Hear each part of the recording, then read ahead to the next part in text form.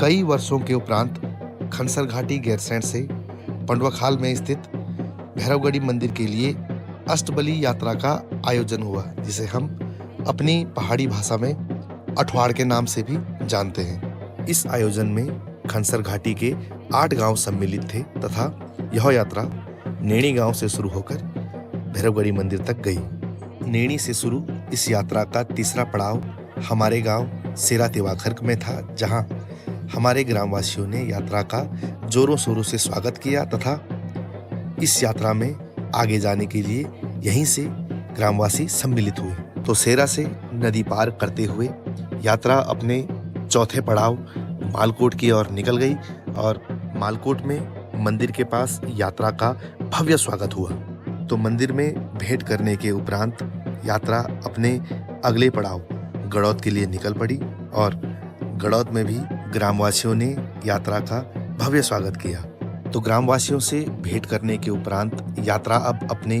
अगले पड़ाव रायकोट की ओर निकल पड़ी और उसके लिए हमें फिर से नदी पार करनी थी, जहां रायकोट के ग्रामवासी यात्रा का इंतजार कर रहे थे और उनके द्वारा भी यात्रा का भव्य स्वागत किया गया। तो ग्रामवासियों से भेंट करने के उपरांत अब बारी थी यात्रा के आखिरी पड़ाव भैरवगढ़ी मंदिर प्रस्थान करने की। तो यात्रा यहाँ से अब जंगल के रास्ते होते हुए अपने आखिरी पड़ाव भैरवगढ़ी मंदिर की ओर निकल पड़ी और सारे श्रद्धालु जयकारे की गूंज के साथ मंदिर की ओर अग्रसर हुए। अब क्योंकि चढ़ाई में हमें यात्रा करनी थी, तो ऐसे में प्यास लगना आम बात है और जंगल में प्यास के निवारण के लिए हम बुरांस के फूल का इस्तेमाल कर रहे हैं, क्योंकि इसमें पानी की मात्रा बहुत होती है और साथ में इसे खाने से